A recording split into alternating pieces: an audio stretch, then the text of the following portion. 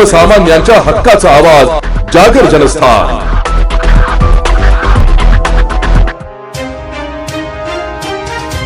धुळे शहरातील कुस्तीप्रेमी आणि कुस्तीपटूंसाठी महत्त्वाची बातमी समोर आली आहे। धुळे शहराची कुस्तीची शान म्हणून ओळख असलेल्या जवाहरलाल स्टेडियमचा आता कायापालट होणार आहे। स्टेडियमच्या आधुनिकीकरणासाठी तब्बल 2 कोटी रुपयांचा निधी उपलब्ध करून देण्यात आलाय। याबाबतची माहिती धुळे तालुका तालीम संघाचे अध्यक्ष रवींद्र आधाव उर्फ गुड्ड्या पहिलवान यांनी पत्रकार परिषदेत दिली आहे। अनेक वर्षांपासून बांधकाम झालेले असल्याने जवाहर स्टेडियमच्या मोठ्या प्रमाणावर सुधारणा करण्याची गरज होती।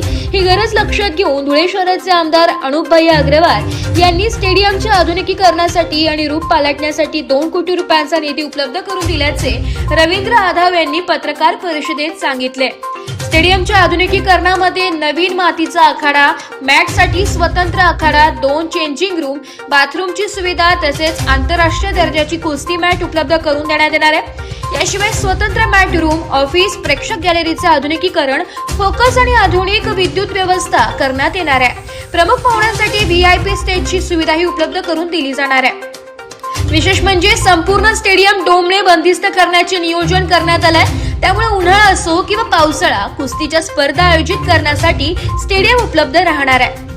दरम्यान स्टेडियमवरील बोरिंग आणि साऊंड सिस्टीमची कामे पूर्ण झाली असून उर्वरित कामेही लवकरच पूर्ण होतील असा विश्वास यावेळी व्यक्त करण्यात आलाय। या सुविधांमुळे धुळे जिल्ह्यातील कुस्तीपटूंना आधुनिक आणि दर्जेदार प्रशिक्षणाची सुविधा मिळणार असून जिल्ह्यातील कुस्तीला आणखी मोठी चालना मिळण्याची अपेक्षा आहे। जवाहरलाल स्टेडियमचा होणारा हा कायापालट धुळ्याच्या कुस्ती विश्वासाठी किती महत्त्वाचा ठरणार हे पाहणे आता महत्त्वाचे ठरणार आहे।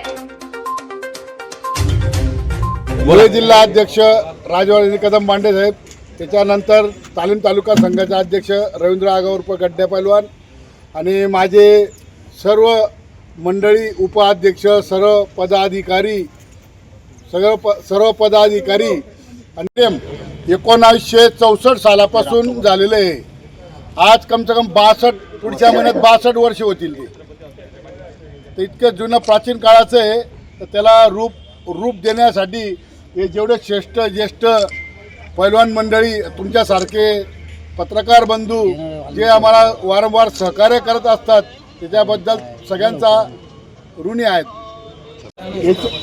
हे बंदिस्त हॉल आहे, डोम आणि इथं दारासिंग म्हणजे असे कोणते पैलवान नाही काही इथं आले नाही। इराणचा पैलवान आत्ता येऊन गेला इथं, सिकंदर पैलवान, मोठे असे सुरेश कुमार, पीर मोहम्मद, आक्रम बिजली, उजागर पैलवान, संभाजी पवार, बडा संभा देऊन कबो काहीतरी करायचंय तर अनुप भयाकडे गेलो 2 कोटी रुपये मंजूर त्यांनी करून दिले आणि थोडंफार याच्यात थोडंसं थांबले गेलं होतं किंतु परंतु राहतं थोडंफार।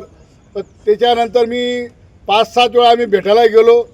त्याच्यानंतर आमदार साहेबांनी ते काम पुढं रेटून आज काम चालू केलं त्यांनी आणि हे तर पहिलं काम आहे, अजून 2 काम बाकी माझी अजून।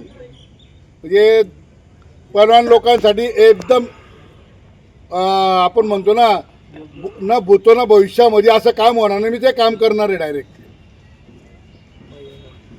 आणि अनुप भैयाने जे सहकार्य केलं एवढं मोठ्या कामाला, मी आजपर्यंत असा दिलदार माणूस आणि जैसा बोले वैसा चाले अनुप भैया आमदार साहेब यांनी मी फक्त 2-3 मीटिंग घेतल्या आम्ही आणि 2-3 याच्यात सांगितलं का साहेब आणि स्टेडियममध्येच सांगितलं होतं का अनुप भैया साहेब का तुम्ही आम्हाला स्टेडियमचं हे करून द्या।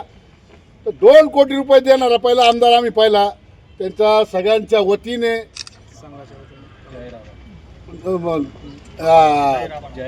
जाहीर आभार करतो त्यांचं। आणि असंच आमच्या पाठीशी त्यांनी राहावं आणि कुस्ती क्षेत्र वाढवण्यासाठी आम्हाला भरभराटाचा आशीर्वाद द्यावा त्यांनी। जागर जनस्थानसाठी रूपक बिरारी, धुळे।